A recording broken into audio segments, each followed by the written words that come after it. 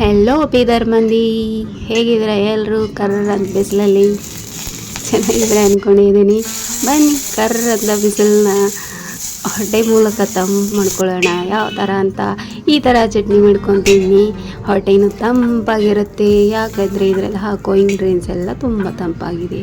ನೋಡಿ, ಹಸಿಮೆಣ್ಸಿನ್ಕಾಯಿನ ಈ ಥರ ಹುರ್ಕೊಳ್ಳಿ, ಬೆಳ್ಳುಳ್ಳಿನೂ ಹುರ್ಕೊಳ್ಳಿ, ಯಾಕೆಂದರೆ ಬಾಯಿ ವಾಸನೆ ಬರಲ್ಲ, ಅದಕ್ಕೆ ಹುರ್ಕೊಂಡಿದ್ದೀನಿ ನಾನು. ಚೆನ್ನಾಗಿ ಹುರ್ಕೊಂಡ್ಬಿಟ್ಟು ಇದನ್ನು ಪಕ್ಕಕ್ಕೆ ತೆಗೆದಿಡಿ. ಆಯಿಲ್ ಹಾಕ್ಕೊಂಡು ಹುರ್ಕೊಂಡಿದ್ದೀನಿ ನಾನು, ಟೇಸ್ಟ್ ಜಾಸ್ತಿ ಬರಲಿ ಅಂತ. ನೋಡಿ, ಈ ಥರ ಈಗ ಹುರಿದು ತೆಕ್ಕೊಂಡಿದ್ದೀನಿ. ಶೇಂಗಾ ತಗೊಂಡಿದ್ದೀನಿ, ಮತ್ತು ಇದು ಉಳ್ಳಾಗಡ್ಡಿ, ಶೆಪ್ಪಿ, ಮತ್ತು ಕೊತ್ತಂಬರಿ, ಉಪ್ಪು, ಜೀರಿಗೆ. ಉಳ್ಳಾಗಡ್ಡಿ ಶೆಪ್ಪಿನೂ ತಣ್ಣಗಿರುತ್ತೆ ಮತ್ತು ಜೀರಿಗೆನೂ ತಣ್ಣಗಿರುತ್ತೆ ಅದಕ್ಕೆ. ಮತ್ತು ಮೊಸರು ತೊಗೊಂಡಿದ್ದೀನಿ, ಮೊಸರು ತಣ್ಣಗಿರುತ್ತೆ ಅದಕ್ಕೆ. ಎಲ್ಲನೂ ಮಿಕ್ಸಿ ಜಾರಿಯಲ್ಲಿ ಹಾಕ್ಕೊಳ್ಳಿ. ನಿಮ್ಮ ಕಡೆ ಕಲ್ವತ್ತಿದ್ರೆ ಅದರಲ್ಲಿ ಕುಟ್ಕೊಳ್ಳಿ, ಚೆನ್ನಾಗಾಗುತ್ತೆ. ತರಿಯಾಗಿ ಕುಟ್ಕೊಂಡ್ಬಿಟ್ಟು ಅದರಲ್ಲಿ ಮೊಸರು ಹಾಕ್ತಾಯಿದ್ದೀನಿ. ಮೊಸರು ಹಾಕಿ ಮತ್ತೆ ಬೇಯಿಸ್ಕೊಂಡು ಬನ್ನಿ, ಯಾಕೆಂದರೆ ತಿನ್ನೋಕ್ಕೆ ಟೇಸ್ಟ್ ಸಖತ್ತಾಗಿರುತ್ತೆ ಇದು. ಮತ್ತೆ ರುಬ್ಕೊಂಡು ಬನ್ನಿ. ನೋಡಿ, ಮತ್ತೆ ರುಬ್ಬಿದ್ಮೇಲೆ ಈ ಥರ ಆಗಿದೆ.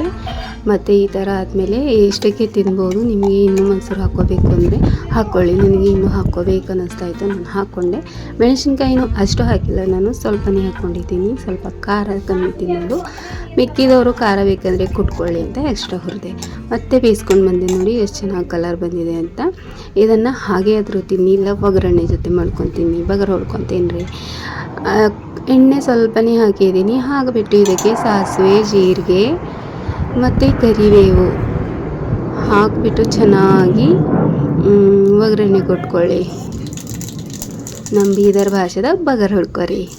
ಇಲ್ಲಿ ಚಂದ ಚಟನ್ ಸಿಡಿತಾ ಇತ್ತು ಎಲ್ಲ. ಅದಕ್ಕೆ ನಾಮ ಸ್ವಲ್ಪ ಥೋಡೆ ಹಿಂಗೆ ಹಾಕಿ ಚಂದ ಫ್ರೈ ಮಾಡ್ಕೊಂಡ್ಬಿಟ್ಟು ಇದನ್ನು ತೆಗೆದ್ಬಿಟ್ಟು ಚಟ್ನಿಯಲ್ಲಿ ಹಾಕ್ಕೊಳ್ಳಿ, ಇಲ್ಲ ಚಟ್ನಿನೇ ತೆಗೆದ್ಬಿಟ್ಟು ಇದರಲ್ಲಿ ಹಾಕ್ಕೊಳ್ಳಿ.